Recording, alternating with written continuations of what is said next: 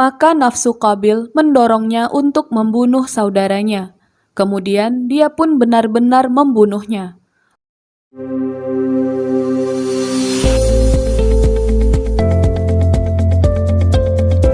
Assalamualaikum teman-teman, kembali lagi di Nota Carita.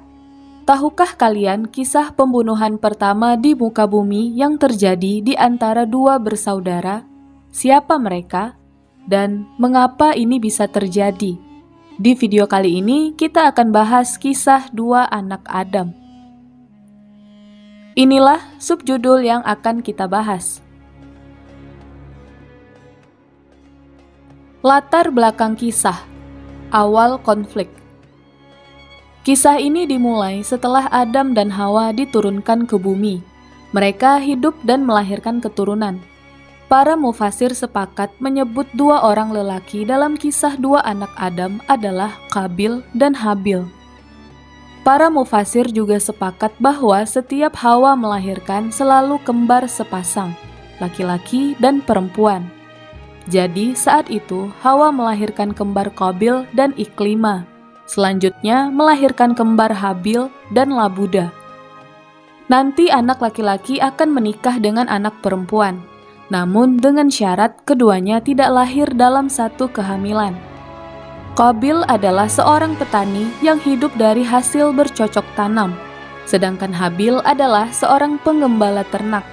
Mereka hidup dalam damai sampai suatu waktu mereka beranjak semakin dewasa dan akan menikah. Adam berkeinginan untuk menikahkan keduanya seperti yang diperintahkan Allah. Ini bukanlah suatu hal yang aneh jika seorang laki-laki dinikahkan dengan saudara perempuannya sendiri.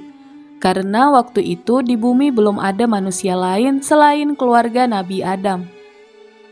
Allah memerintahkan Qabil menikah dengan Labuda, sedangkan Habil dengan Iklima.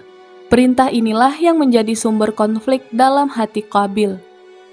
Labuda kurang cantik dibanding dengan Iklima. Iklima adalah seorang wanita yang memiliki kecantikan luar biasa mempesona.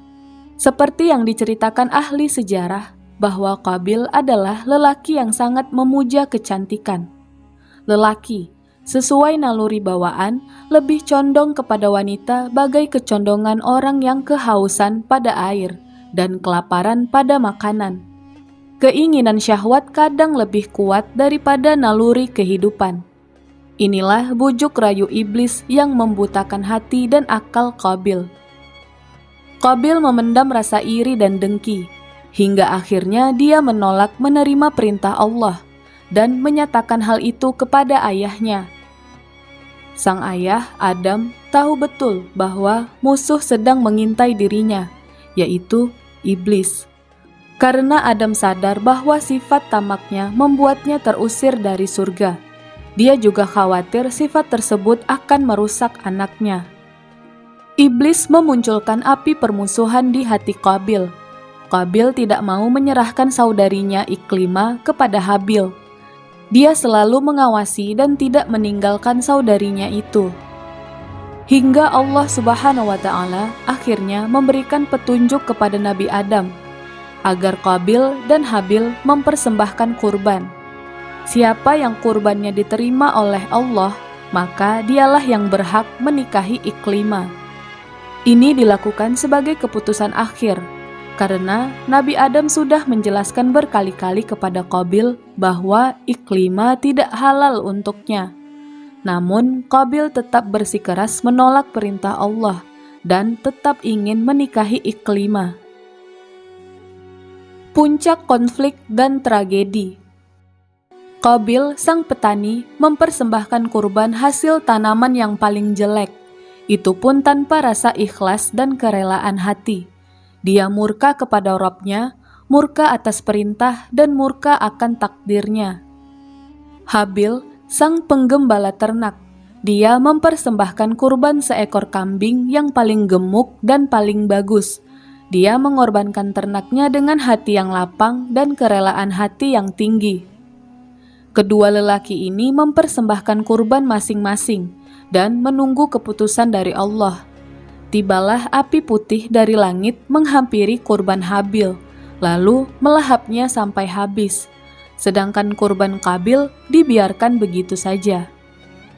Dan ceritakanlah Muhammad yang sebenarnya kepada mereka tentang kisah kedua putra Adam. Ketika keduanya mempersembahkan kurban, maka kurban salah seorang dari mereka berdua, Habil, diterima, dan dari yang lain, Qabil, tidak diterima. Quran Surah Al-Ma'idah ayat 27. Peristiwa itu membuat Qabil jengkel kepada saudaranya, Habil. Habil bersyukur kepada Allah. Rasa jengkel menjalar ke seluruh tubuh, dan darah mendidih karena amarah yang mengalir di setiap urat-uratnya. Dengan rasa marah, Qabil menatap Habil dan mengatakan sesuatu. Dia, Qabil, berkata, "Sungguh, aku pasti akan membunuhmu." Quran Surah Al-Ma'idah ayat 27. Dengan rasa tenang luar biasa, Habil menjawab. Dia, Habil, berkata, "Sesungguhnya Allah hanya menerima amal dari orang yang bertakwa." Quran Surah Al-Ma'idah ayat 27. Lalu Habil melanjutkan perkataannya, "Sungguh, jika engkau, Qabil, menggerakkan tanganmu kepadaku untuk membunuhku, aku tidak akan menggerakkan tanganku kepadamu untuk membunuhmu. Aku takut kepada Allah, Tuhan seluruh alam." Quran Surah Al-Ma'idah ayat 28. Qabil menatap Habil dalam diam. Amarah masih memuncak di kepalanya. Habil kembali berkata seraya mengingatkan saudaranya, "Sesungguhnya aku ingin agar engkau kembali membawa dosa membunuhku dan dosamu sendiri, maka engkau akan menjadi penghuni neraka. Dan itulah balasan bagi orang yang zalim." Quran Surah Al-Ma'idah ayat 29. Walaupun sudah diingatkan, Qabil merasa terpancing amarahnya dan langsung membabi buta menyerang Habil. Maka nafsu Qabil mendorongnya untuk membunuh saudaranya. Kemudian dia pun benar-benar membunuhnya. Maka jadilah dia termasuk orang yang rugi. Quran Surah Al-Ma'idah ayat 30. Disebutkan dalam beberapa riwayat dengan sanad sampai sahabat bahwa Habil, seorang yang dibunuh, memiliki fisik lebih kekar dan lebih kuat dari Qabil sang pembunuh. Hanya saja iman dan takwa mencegahnya mengangkat tangannya untuk berbuat jahat kepada saudaranya. Setelah Qabil mendorong Habil, Habil pun roboh di tanah, hingga mengalir darah manusia untuk pertama kalinya di bumi. Habil pun tewas di tangan Qabil, saudaranya sendiri. Penyesalan Qabil dan 2 ekor gagak. Qabil terpaku melihat jasad saudaranya yang sudah kaku tak bernyawa bersimbah darah. Seketika rasa takut menyergap tubuhnya. Amarah yang tadi memuncak kini hilang sirna setelah dilampiaskan hingga jatuh korban. Dia bingung apa yang harus dilakukannya di saat seperti ini. Kemudian Allah mengutus seekor burung gagak menggali tanah untuk diperlihatkan kepadanya, Qabil, bagaimana dia seharusnya menguburkan mayat saudaranya. Quran Surah Al-Ma'idah ayat 31. Allah mengirimkan 2 ekor gagak yang bertengkar hingga salah satunya mati dibunuh.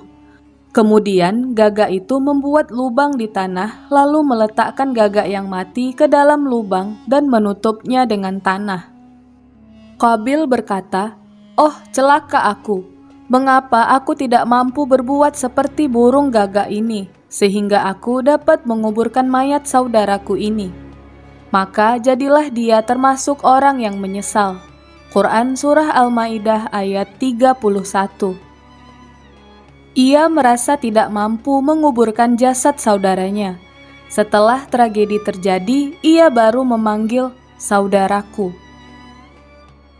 Qabil termasuk orang yang menyesal, tapi hanya penyesalan orang dengki dan iri hati, bukan penyesalan orang yang bertaubat dan memohon ampunan.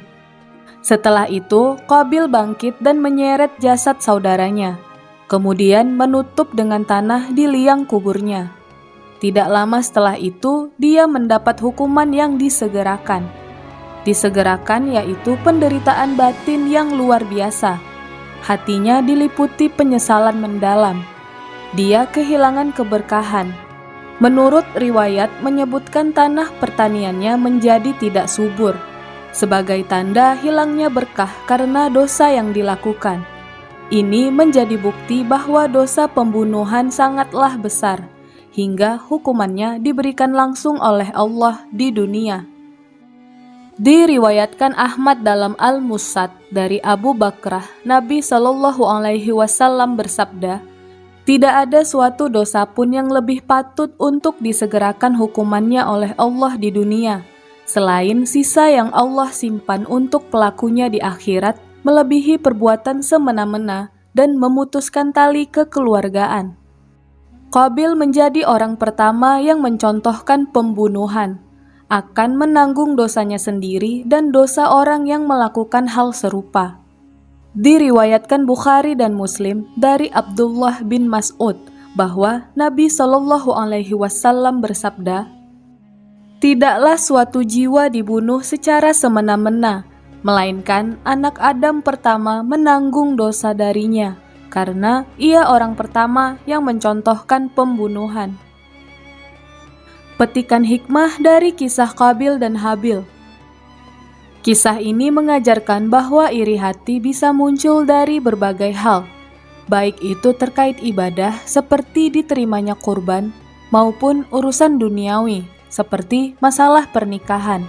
Dalam konteks cerita ini, iri hati adalah racun yang dapat mendorong seseorang untuk melakukan kejahatan paling keji seperti yang dilakukan Qabil. Keikhlasan adalah kunci diterimanya amal. Allah hanya menerima amal yang dilakukan dengan tulus, seperti halnya Habil yang ikhlas berkurban dan diterima amalnya oleh Allah.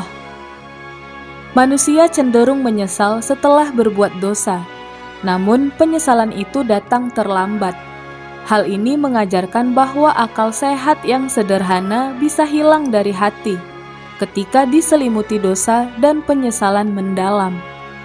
Beratnya dosa menjadi pelopor kejahatan. Ini adalah pelajaran paling mendalam. Qabil menanggung dosanya sendiri atas pembunuhan yang dilakukannya.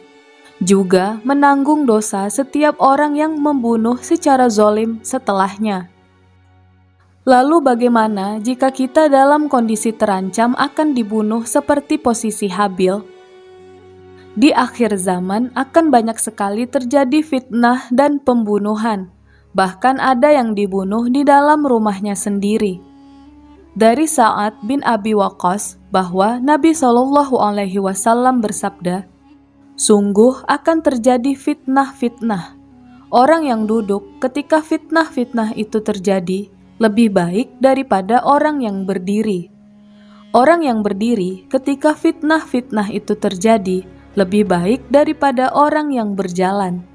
Dan orang yang berjalan ketika fitnah-fitnah itu terjadi lebih baik daripada orang yang berjalan cepat."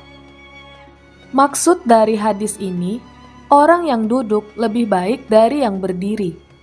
Saat terjadi fitnah, lebih baik tidak ikut campur dalam konflik. Orang yang berdiri lebih baik dari yang berjalan. Berdiri artinya siap untuk berjalan ke tempat konflik. Orang yang berjalan lebih baik dari yang berjalan cepat, artinya sangat ingin terlibat dalam konflik. Nasihat dalam hadis ini menyuruh kita untuk tidak terburu-buru terlibat, apalagi menjadi yang terdepan dalam konflik.